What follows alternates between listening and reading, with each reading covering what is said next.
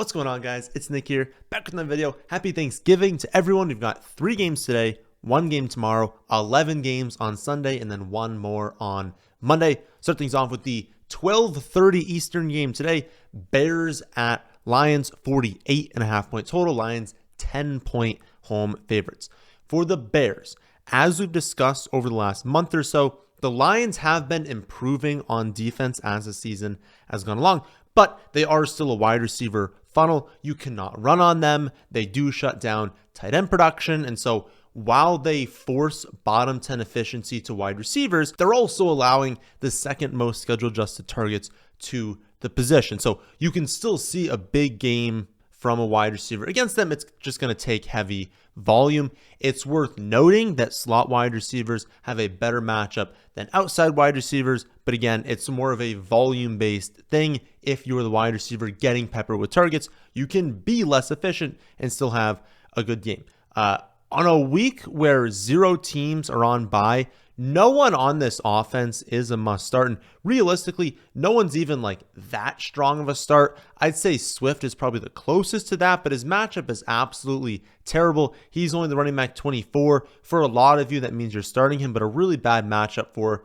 DeAndre Swift. He'll need a big play. He'll need a touchdown to really hit. DJ Moore, my wide receiver, 39 right now. Adunze, 46. Keenan Allen, 50th. I do have Keenan Allen projected to lead the team in targets, but he's been super inefficient this season, and so he does need a lot of targets if he's ever going to hit. Again, none of these guys are must-starts in this matchup, but any of these wide receivers can have a big game just because they're going to throw it a lot. They're going to utilize their wide receivers, and so any of them could hit deep. Any of them could rack up 10-plus targets. I think they all racked up 10-plus targets last week. So if that were to happen again, yeah, these guys could have good games. So I would say if you're looking at projections, looking at rankings, players ranked by them, players projected around them, these 3 wide receivers do have a higher ceiling than all the players ranked around them. So if it is close, I would lean towards these wide receivers this week. For the Lions, the Bears are a positive matchup for running backs, but a negative one for all other positions.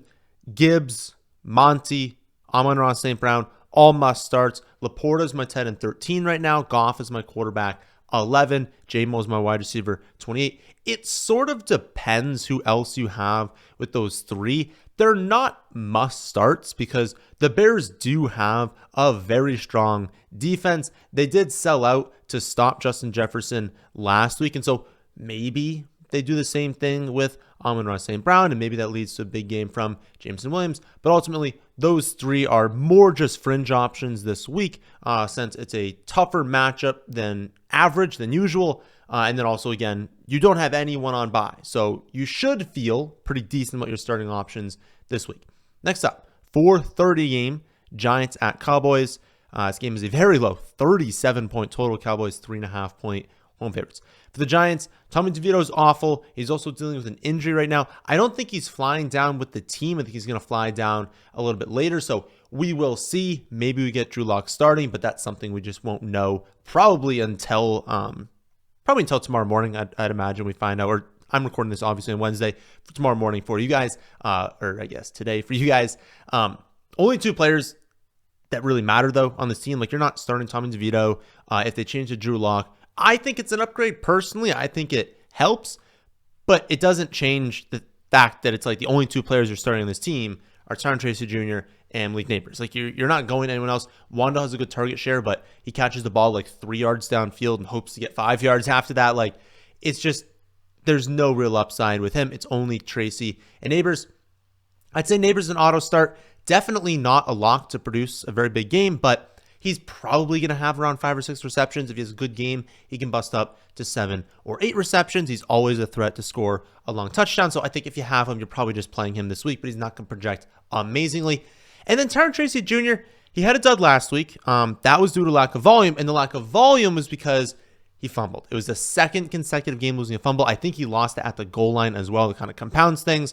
Not that the outcome would have been any different, right? They lost, 30-7?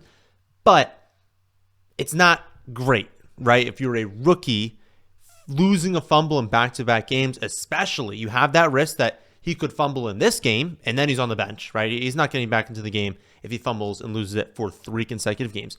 So you have that risk. But you'll just have the risk that it's the Giants, right? 1.7 projected touchdowns this week for the Giants. We'll talk about some teams that have projected worse than that, but that's still not good. And so he is a fringe option because he's still an efficient running back. He's the best running back going to have on the team. He could easily rack up 15 touches, but he's obviously risky. And so know that, right? If he and another running back are projected similarly, know that there is some downside to Tyron Tracy Jr. projection this week. Then for the Cowboys, we'll see if Brandon Cooks is able to return this week. He's been limited in practice. It's possible they hold him out one more week. Again, they're going to have 10 days after the Thanksgiving game for their next week. They're going to have some time. Maybe they just want to hold him out for one more, and there's no rush, right? They're not making the playoffs. We're also watching the status of Jake Ferguson. He had the concussion in week 11. May not be cleared in time for this one. Honestly, what it's seeming like, I don't think he's going to be cleared, but watch his status. At the end of the day, though, you're playing CeeDee Lamb. Rico Dowdle is in that running back 20 to 25 range, and then maybe you can stream Ferguson as an option if he is able to return. Other than that, though, there's really not that much to like on Dallas. And even Ferguson, honestly, he's only my tight end 15 right now, projecting him to play. But the Giants actually limit tight end targets more than any team, so he's not that good of a play even if he is out there. So obviously watch the status. Please do not have him in there and then not check before the 4:30 kickoff and be playing a guy who's not playing. Please confirm that he's playing. But yeah, he's honestly not that good of a play even if he plays. Final Thanksgiving game is going to be 8:20. Dolphins at Packers. 47-point total. Packers 3.5-point home favorites. For the Dolphins, it's a really bad matchup for wide receivers. Below average matchup for running backs. I don't think there's a world where I could ever have Tyreek Hill on my team and not play him. I think you just have to play him in a league of any size, but he does not project that well this week. He barely has more than a 20% target share on the season. He's got an 11.7 yards per reception on the season. Whether it is the wrist injury, whether it is him declining as a player, whether it is the offense just being run a little bit differently than in previous seasons, the fact is the volume has not been there for Tyreek Hill this season. He did kind of make a joke on Twitter, kind of being like, hey, throw me the football. So maybe we see squeaky wheel narrative for Tyreek Hill. But at the end of the day, again, I don't really care what the projection ends up being this week. I think you have to just play Tyreek Hill if you have him. And then Waddle is the same that we talked about basically every week. He now has 2 good games and 9 duds, but he is a low-end flex play that has 115 touchdowns range of outcomes. If you need that, right, you need someone capable of $1.15 to score because maybe you're a big-time underdog. You just need that sort of ceiling. He's your guy, right? If you need points, you're a big-time favorite, and you're like, I just need someone who's not going to score 3. I'll take 8 or 9 points this week. Don't play him. He's not your guy at that point. Aside from those guys, start Achane every week. Tua is not a great play. He went off last week against the Patriots, but the Patriots have a bad defense, and they were home. Now they're on the road in Lambeau against a really good defense. The feels like temperature is going to be around 20 degrees. That's not a spot where I'm expecting Tua to throw for 350 yards and 4 touchdowns, especially when he has 0 rushing upside. He kind of needs to approach 300 yards, needs to throw 3 touchdowns. I would probably stream someone else this week. You should feel good. If you're streaming a tight end, a quarterback, you're playing someone like running back 2 in the flex spot, you got all your options. So at this point of the season, we've got this week and next week until the fantasy playoffs. If you don't feel good about your starting roster when you've got no one on bye, it's probably not looking amazing for you in the fantasy playoffs. So make a move or something, right? The only other play is Jonnu. He's honestly a really good play. They've been featuring him, whether it is between the 20s, whether it is scheming him up usage in the red zone. They have been utilizing him heavily recently. I'd actually feel pretty good about using him as a mid-range tight end this week. Friday game, 3 o'clock Eastern kickoff. We're going to see Raiders at Chiefs. 42.5-point total. Chiefs, 12-point home favorites. For the Raiders, Bowers went off in week 11. Myers went off last week in week 12. Both have incredible ceilings. They can't both hit their ceiling every week. Of course, it's probably going to be one or the other. If they drop a nuke, they can both have good games, right? They can both go out there and have 7 for 70 and a touchdown. Completely possible. They can't both have 10 for 120 and a touchdown, right? There's not enough volume to do that. But both have great floors, great ceilings. Even in tough matchups, I'd just be starting both of them rest of the season, knowing you're going to get some duds, but you get that with everyone. The ceiling is great for both of these players. Ideally, we get Aiden O'Connell starting. We don't know yet, but even if it's Ritter again. Play Myers, play Bowers. Behind them, I'd bench everyone. Like KC is the worst matchup for running backs. And this game is at Kansas City, so it makes it even harder. The Raiders team total is around 15 points. I have them projected for 1.4 offensive touchdowns. You just can't be starting running backs in that sort of game environment unless you're super desperate. And again, there's no bias. I'm hoping you're not super desperate at this point. For the Chiefs, I think we're going to see Pacheco this week. As of right now, that has not been confirmed. I also have no idea how much he's going to play. I would assume we get some sort of report by game time, but the matchup is decent. They are 12-point home favorites, so in any week that sets up like this, you should expect decent volume for the running backs. He'd be a good play if we knew that he'd be getting, half the touches in the backfield. If we don't get any sort of report, though, it is a little bit risky in his first game back. There's easily a chance he could go out there and have 5 touches. So I would need some sort of report on the usage for trusting him. But again, I think we're going to get that report. So TBD on exactly the running backs, because if he's only at 5 touches, well, Kareem Hunt's a really good play. If he's going to have half the workload, now they're both mediocre plays. And if he's going to be their lead running back, he's a good play and you can't play Kareem Hunt. But it really just depends on that report. But yeah, you're starting Kelsey. Mahomes is my quarterback 7 right now. You're probably starting him. And then Hopkins, Worthy. They're lower end flex plays. Worthy, of course, is going to need that big play. Hopkins is probably going to need that touchdown. On a full week, you can probably bench both Hopkins and Worthy. I mean, they're lower end flex plays, but again, the hope is you have more stable options unless you're in like a deeper format and you never have an amazing starting lineup.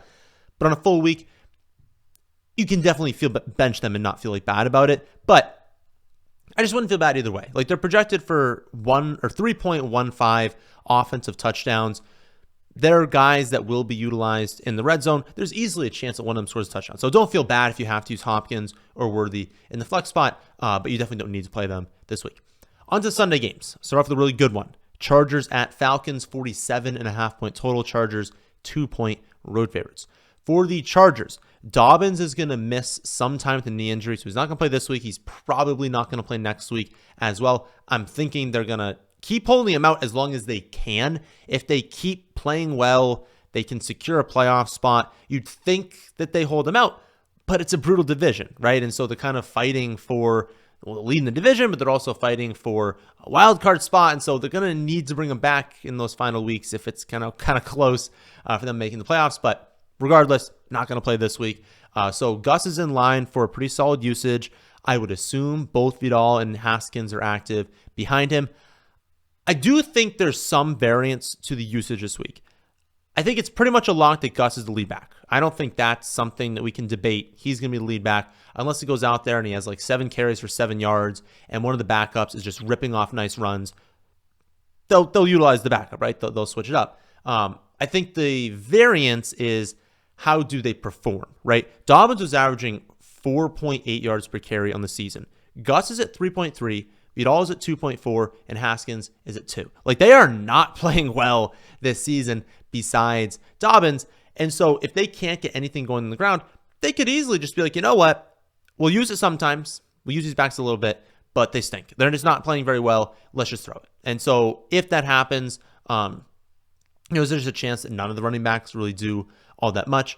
In my eyes, you've got Ladd as a really strong start, wide receiver 20. I'd be playing him.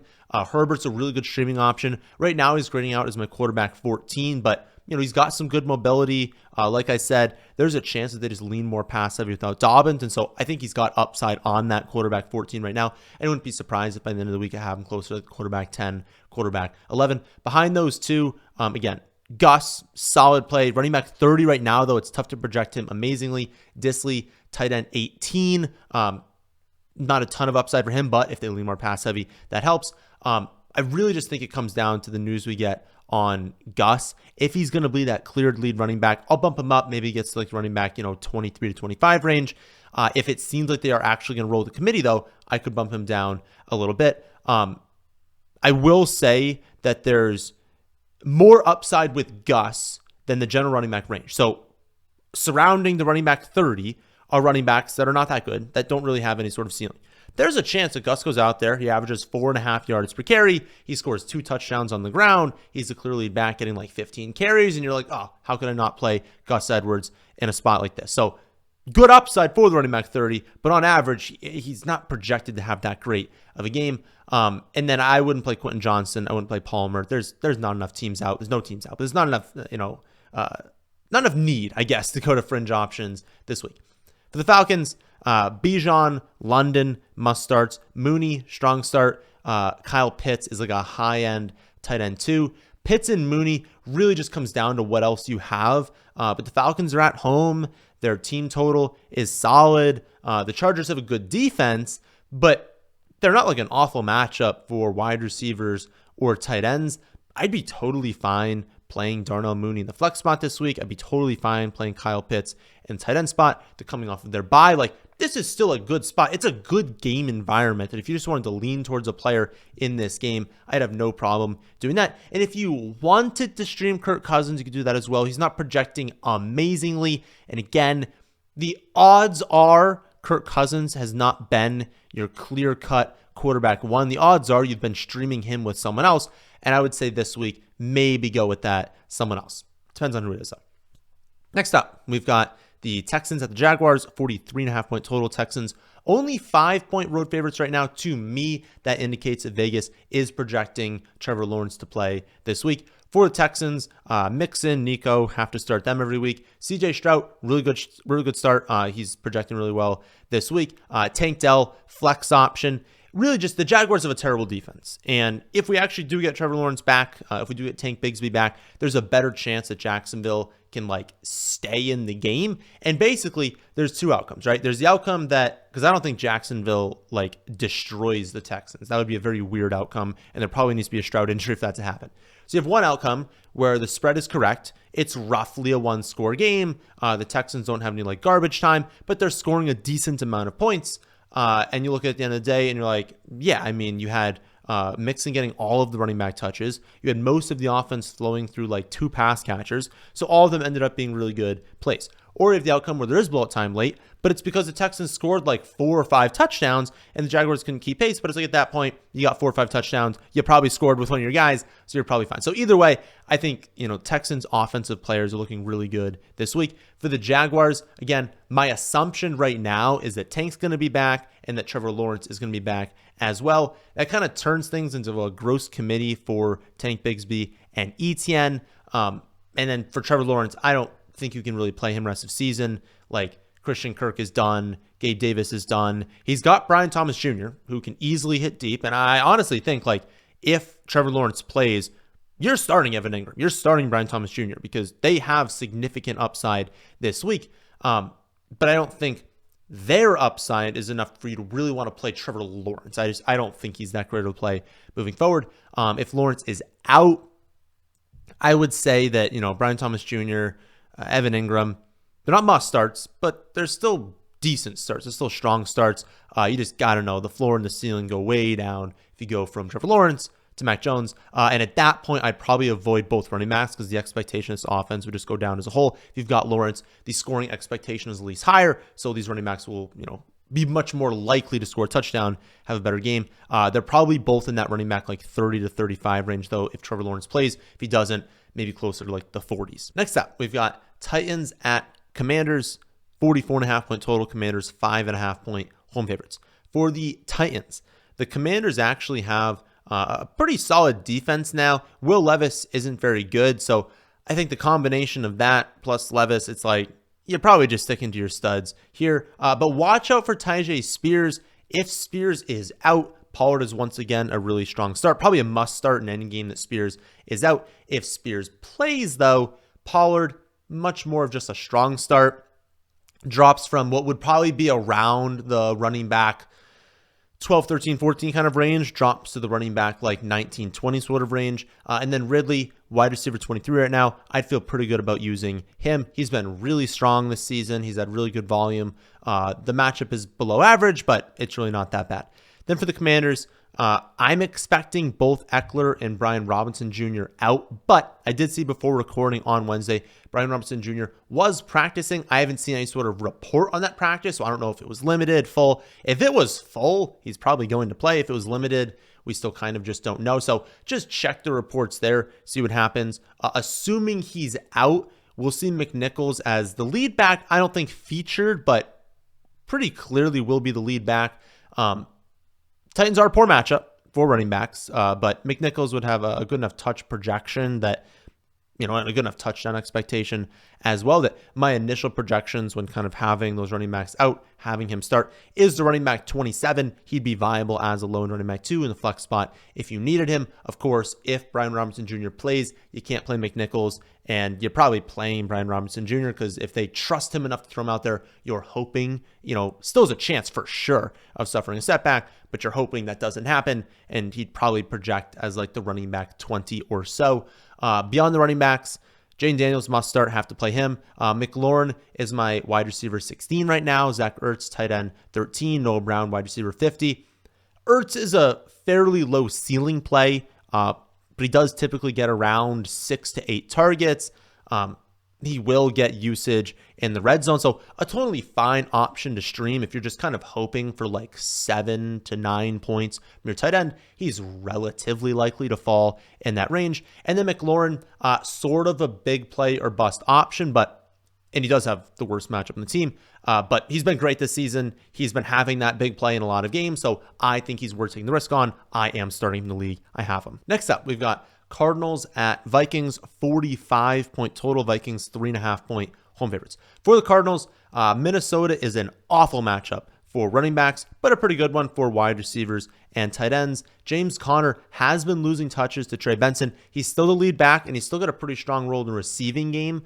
But when you combine the loss of touches with the poor matchup, it does have me grading him out as a running back 23, which is probably something you're still going to start at running back 2, but definitely is not the upside we were hoping for. I do, again, think if you got him, just still play him, but especially on the ground. Maybe he can rack up receptions. That's what he's been doing recently. That's been helping his fantasy value, but do not expect a lot of production from James Conner in the rushing department this week. And then do not play Trey Benson. He's just a high upside handcuff to stash. Kyler is also sort of like a fringe option, but he has a really nice ceiling if he can score a rushing touchdown, get some rushing yardage. It's also pretty likely that the Vikings are going to shut down the ground game, and so if they have to lean more pass heavy, that elevates his ceiling as well. They looked pretty bad last week, but there's still upside in this offense if they're pushed, and we know where the ball is going. So when this offense is pushed, which they probably will be this week, and when they're successful on offense, there's not that many players getting the football, and so we can see really good fantasy scores. They had a pretty bad game last week and didn't score a touchdown, and we still had Trey McBride drop an absolute nuke. So imagine the upside if they are successful on offense and we still get a condensed offense. So ultimately, you have to start Trey McBride. Kyler is a good upside play at quarterback. James Conner is like a low-end running back too. And then Marvin Harrison Jr. is an upside play at wide receiver. He is not going to project great, but again, we see targets funnel to the wide receiver position against the Vikings, and he's got big play upside. So if it's close, I would lean towards playing him this week. Then for the Vikings, Arizona has really stepped out their defense as of late, but they're still grading out as more of a neutral matchup to running backs, only slightly negative to wide receivers, tight ends, and quarterbacks. Aaron Jones, Justin Jefferson, TJ Hawkinson, all must starts in my eyes, while Sam Darnold is basically just like a solid streaming option. And then Addison is more of that boom bust flex play. Addison went off last week because the Bears sold out to stop Justin Jefferson. My guess is that they go back to Justin Jefferson this week, give him a big game. So I wouldn't expect another big game from Jordan Addison, but who knows? I mean, maybe the Cardinals look at last week and they're like, we would love to slow down Justin Jefferson, and maybe they take a page out of the Bears' book. They do sell out to stop him. So I think there's a chance that, Jefferson is another down game, that Addison goes off, but the most likely outcome is that Addison goes back to being that like lower end flex play, and that Jefferson has a really big game this week. I would say you're not starting Addison at wide receiver 2. You better have a better option there. But in the flex spot, I think it's still fine to play him. Next up, we've got Colts at Patriots, 42.5 point total. Colts, 2.5 point road favorites. For the Colts, Anthony Richardson is projecting amazingly this week. This is the first time all season he'll face a below average defense, and it's a really good spot against the Patriots, who've struggled to stop really anyone this season. New England's allowing the 6th most passing efficiency. They are 26th in quarterback pressure percentage. They're allowing the 6th most passing yards per play. They also grade out as a positive matchup for every single position. Josh Downs is likely going to miss this week, so that does hurt, but the trio of Pittman, Pierce, Mitchell, that should be able to get the job done this week. Pittman's probably going to see a lot of Christian Gonzalez, but that should open things up for Alec Pierce. Definitely is going to get loose downfield a couple of times. And then AD Mitchell as well. It's going to be increased usage, increased efficiency for him, especially with Downs likely out. So Anthony Richardson, Jonathan Taylor, I think they're both must starts this week. Pittman, Pierce, their flex plays. AD Mitchell, more of a boom bust lower end flex play. The weather's going to be cold in New England, but it's going to be in like the upper 30s, partly cloudy, little to no wind. So nothing to worry about. It's just like a classic day in New England, nothing bad. On the Patriots side, Colts are an attackable defense. They also can typically have a lot of plays run on the other side. And we've seen decent days from this New England offense. I think there's a chance this game has more overall production than Vegas is anticipating right now. Ultimately, though, it's still difficult to trust New England players, especially on a full week. May is like a high-end quarterback, too. Honestly, like because of his rushing upside, you could definitely stream him this week. But Stevenson, more of just a flex play, maybe low-end running back, too. Gibson was getting a few more touches last week. Stevenson was also terrible, so there's a little bit of risk that Gibson is used more moving forward. That's not great for the upside and the floor of Stevenson. Hunter Henry, like a low-end tight end 1, high-end tight end 2, good streaming option. But you've got Austin Hooper getting more usage last week, more usage recently. That's not great. Pop Douglas, my wide receiver 44 right now, but he doesn't have that much of a ceiling. More guy at target like the flex spot of a full PPR league, one where it's like, if you want guaranteed points, go with him. If you want a ceiling, go with someone else. So you can use New England. You can use these guys. It's just no one stands out as like that great of a play. And I would not feel bad benching literally any Patriots player this weekend. Next up, Steelers at Bengals, 47-point total. Bengals 3-point home favorites. For the Steelers, Bengals are a bad matchup for running backs, but a pretty good one for everyone else. Najee, Warren, in more of a split now that, earlier in the season, you had Warren wasn't healthy. Clearly, he's more healthy now, and so neither one of these guys grades out as a very good play. They're running backs 29 and 33 for Najee and Warren, respectively. So, low-end twos, flex viable, but they're definitely going to need a touchdown to kind of pay off what you're hoping to get from that position. Combined, they have 4 touchdowns in the season. So, if you need a touchdown, and they haven't been scoring very many touchdowns, that's not amazing, but it's a decent game environment. It's, possible one of them falls into end zone. The best play here is George Pickens, though, and I'd consider him a must start at wide receiver. The Bengals allow a ton of wide receiver targets, and this game should be high scoring, so the Steelers are going to have to push the ball downfield at some point. Russ is the tough one for me. On a thinner week, I think I'd like him as an upside play at quarterback. I just don't think you really need to use him with 0 teams on bye. I'm not opposed to starting him. If you've been rolling with him every week, you've been utilizing him, you've liked the production thus far, this is still a good spot, a better spot than average. And so if you've been pleased with how it's been going, there's no need to dump him and go with someone else. But I don't think I'd be searching the waiver wire and then find Russ and play him this week. I think I'd utilize someone else this week. Then for the Bengals, Steelers are a brutal matchup, but the volume is just so good for some of these guys that you just have to play them. Like start Burrow, Jamar Chase, Chase Brown, and then T. Higgins, like bench everyone else. There's so much usage going to these 4 players. I guess usage going to 3 of them, and then Burrow commanding the usage at quarterback. I don't even care what the matchup is. Start all 4 of those guys. Final 1 o'clock game is going to be Seahawks at the Jets, 41.5-point total. Seahawks are 2-point road favorites. For the Seahawks, at the Jets is historically not a fun place to play, but this season hasn't really been that bad. This is a negative matchup for Seattle, but it's not one where you can't play the studs in this spot. Ken Walker, Metcalf, JSN, they should all be in starting lineups. Geno right now is grading out as my quarterback 17, so it comes down to what your other options are for him. I don't really see this game shooting out, and so my lean is not to stream Geno this week, but all it takes is one big play from Metcalf, from JSN. So if you had to use him, I'd be totally fine with that this week. Then for the Jets, watch the status of Breece Hall. He apparently hurt his knee in their last game before the bye. They're hopefully he can play this week, but not a guarantee. That's not amazing to hear. This is why Braylon Allen is a tier 1 handcuff. It is why you have to roster him if you have Breece Hall. If Breece Hall does play, start him, bench Allen, same as usual. If Hall is out, start Allen as like a high-end running back too, and then obviously don't play Breece Hall if he's not playing. Behind him, Devonta Adams, Garrett Wilson, they're grading out as my wide receivers 15 and 22 right now. Seattle is a neutral matchup for wide receivers. The Jets are home. And if Hall is limited in any way, even if he plays, he could be limited to some degree. Anything adding on to that, and they already have insane target shares, that could just go through the roof. Like if you have Hall out, I know Braylon Allen's good and he's going to be utilized as like a Breece Hall light, but there'd be so many targets going to Adams and Garrett Wilson that I think you just have to play him. Even if Breece Hall plays, I think you got to play those two. I know the production hasn't always been there for them, but such insane volume potentially going to these two that I just couldn't see benching them.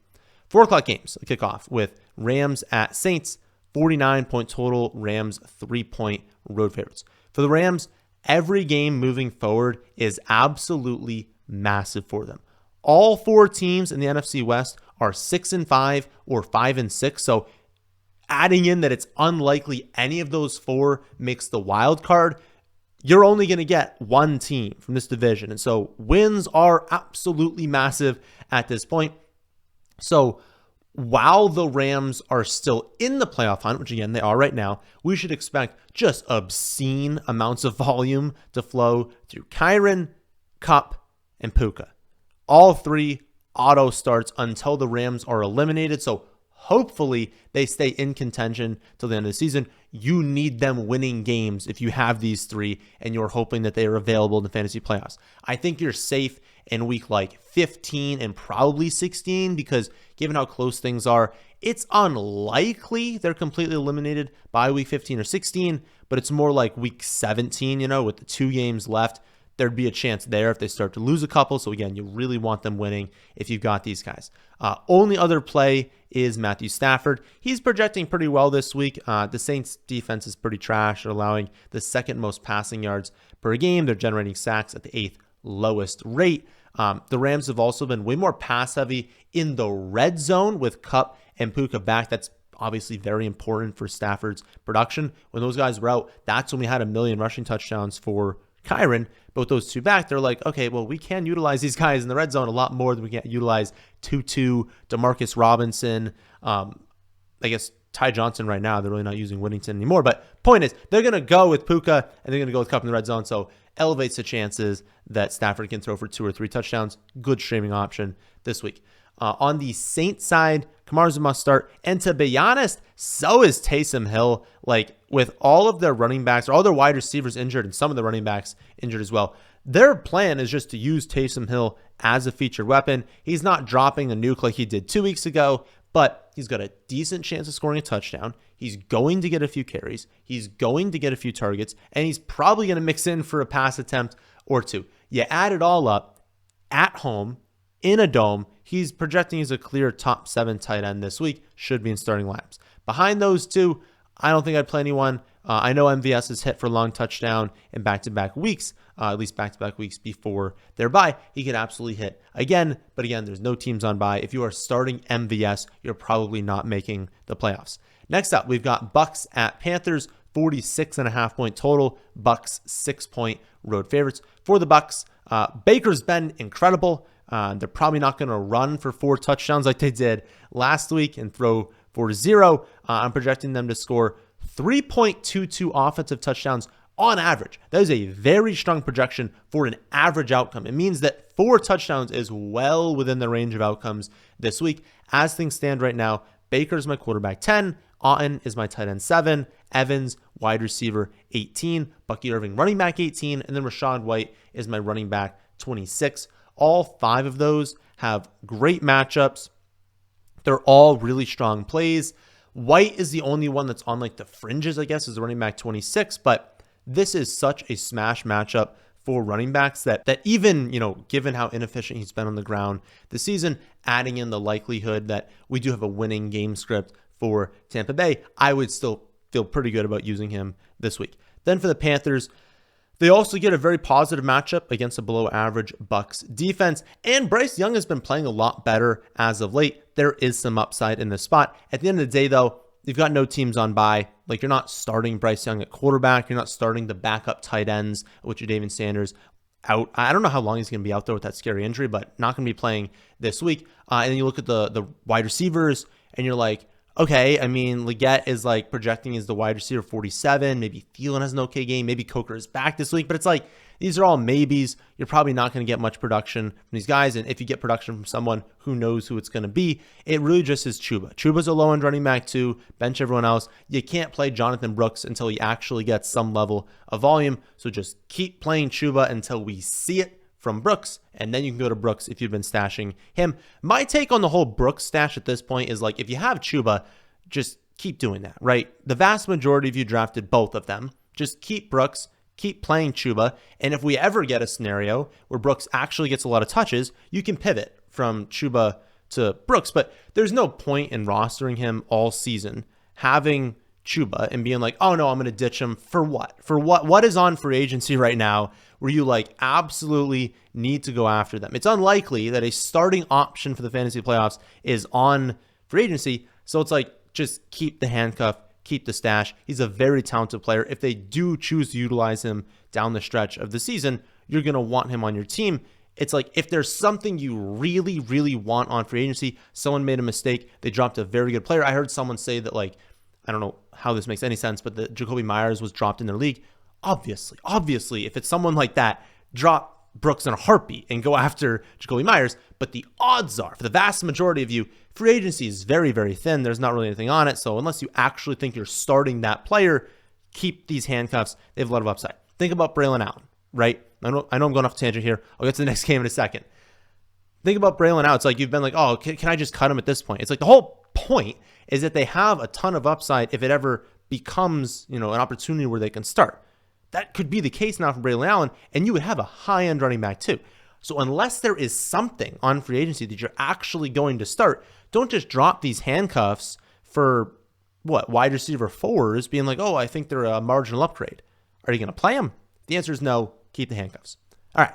Next up, we've got a great game between the Eagles and the Ravens. 50.5 point total, I think, is the highest total of the week. Ravens 3-point home favorites, which was a little bit surprising to see because the Eagles have been fantastic recently, but I guess still have the Ravens.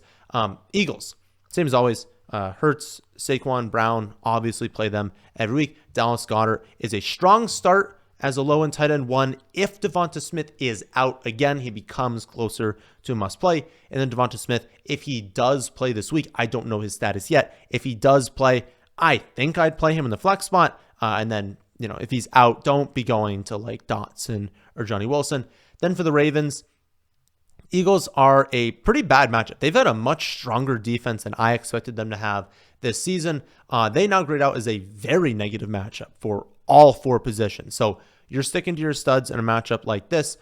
Don't be scared off of Lamar or Henry. Play them every week. I think you're starting Flowers as well. I think he's still a strong start. He only projects right now. Again, it's the initial run of projections. But he projects right now as my wide receiver 31. But Lamar's been fantastic. This game has a massive total. They're at home. They're favorites in the massive total game. Like, I would want exposure to this game. So if it's even remotely close, I'd be playing Flowers this week, just despite the poor matchup. I don't think I'd play Bateman, though. He's going to need that long play. He hit last week for it, but again, it's a pretty difficult matchup. So I don't think I'd play him. A little bit thin on a week with no buys. And then Andrews, he's grading out as like a mid-range tight end too. I'd feel fine using him. You obviously know you have to score a touchdown, but like that's just the reality for the tight end position. Sunday night game is going to be 49ers at Bills. 44.5 point total. Bills 7-point home favorites. watch the weather in this spot. It's a little bit too early to tell, especially for like rain and wind and snow. It's like we're a little bit far out to actually know come Sunday what the weather is going to be. Projections right now are the temps are going to be cold. Temps going to be in the low 20s. That's just a reality. Right now, there's going to be some level of wind, but right now, if things hold, it's not a problem. It's just if they get elevated, it is a problem. The big question is snow. Some people are saying there's a chance that there's a decent amount of snow. Some people saying there'll be no snow. So as we work our way into like Friday, really Saturday and Sunday morning, that's when we'll know a lot more about the weather. I will adjust the projections accordingly. For the 49ers side, we also need to watch the status of Brock Purdy. They said that they're going to see how things look on Wednesday, make a plan. They didn't tell us if they tell us the plan, so I don't know when we're going to find out the news on that front. As of recording this, I don't have any sort of update. McCaffrey, Kittle, have to start them no matter what. I don't care who the quarterback is. If I was the quarterback, we're starting them. But Juwan Jennings, and Deebo Samuel, they're strong starts with Purdy. I think if you got Purdy and you didn't get terrible weather, you're playing Jennings and you're playing Deebo Samuel in the flex spot. I don't think there's much discussion on that. If we get no Purdy, and especially if we get no Purdy and bad weather, I don't feel great about a backup quarterback in a snow game with either of these two players. And so, again, this is one where I'm just going to have to see what ends up happening and then adjust the projections from there. For the Bills, a lot depends on Kincaid, but he was a DNP on Wednesday after a bye. That's not a very good sign. Keon Coleman was limited. I feel like there's a better chance that Keon Coleman plays than there is that Dalton Kincaid is going to play. So we will see. Again, the exact projections are just going to have to come down to these injuries and to the weather reports. I would say either way, Josh Allen's a must start. James Cook is a very strong start. You're probably playing him. And then Shakir, Amari Cooper, both absolutely flex viable unless we get like Kincaid back, we get Keon Coleman back, and then we get a blizzard. If that happens, it's like, I don't really want to start very many players from this game. But I would say the odds are Kincaid is out and the weather's not that bad. And if that occurs, Shakir, Amari can be played in the flex. But again, this is one where I'm going to have to adjust a lot of projections.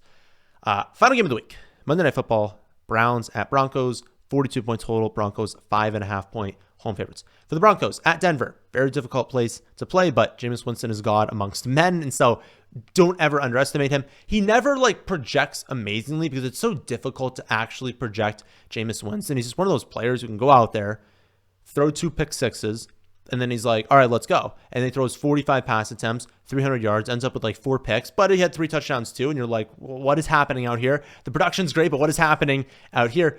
So difficult to project at times, and I would definitely not stream him this week, but he makes it good for the wide receivers. So Judy, Tillman, I think they're flex viable. They're not projecting as must starts, but particularly Judy has seen the 11th best wide receiver usage over the last month. Tillman, always a threat for big play. I'd say if it's close, I would like starting both of them in the flex spot. Winston could easily pepper either one of them with up to 10 targets. That makes them pretty solid plays. Elijah Moore, a little more thin this week, though. His yards per reception is just so low that he needs to rack up a lot of receptions to really be viable any given week. David Njoku, projecting fine, a little bit more poorly than I initially expected. But again, Jameis Winston's a gunslinger. So if it is close with a Browns pass catcher and someone else, you got to know that the ceiling when they're playing with Jameis Winston is just higher. So if it's close, I'd still feel totally fine playing David Njoku this week. Running backs, I don't feel amazing about. Both are pretty low-end plays. Chubb is being taken off the field on third downs, and so that limits his reception upside, but he has all the touchdown equity, so that's positive. Then you look at Ford, and it's like, well, if he's only playing on third downs, he can only be so good, and he has no touchdown equity. So Chubb's obviously the better play, but neither project right now as a top 30 running back. I'd feel still okay using Chubb at running back 2 and hoping for a touchdown. Then finally, you got the Broncos. Bo Nix has been fantastic recently. That's resulted in Sutton also playing amazing football. He's peppering him with targets. It's been really good. This offense is clicking. Unfortunate part for fantasy is that you're starting Bo Nix and you're starting Cortland Sutton, right? But behind them, it's because they spread the ball around so much that it's difficult to have any one of them be amazing plays. Vele is projecting pretty well. If he can keep his role and keep commanding these targets, especially in a full PPR league, I'd be totally fine playing him as like a lower end flex play or at like the third wide receiver spot in full PPR, or maybe like, 14, 16 team league. I think we can definitely throw him into the starting lineup. I'd say for like 8 and 10 team leagues, you probably don't have to go there. But yeah, he's looking pretty good. It's just like for the running backs, especially, and for the wide receivers behind that, it's like, kind of like close your eyes and pick one. I mean, there's really just no rhyme or reason as to like who's going to be productive, especially with how poorly Javonte Williams played last week. You have to think that Estime is going to get more runs soon, but truly, who knows? I really just wouldn't want to start any of their other running backs, any other wide receivers behind maybe Sutton, definitely Sutton, and then maybe Vele this week. So that is it for this one. Please leave a like if you watched this far. Please subscribe to the channel if you are new here. It really helps me out more than you think, and it's completely free to do both. No Underdog video this week, so I'll see you all for the waiver wire video next Monday.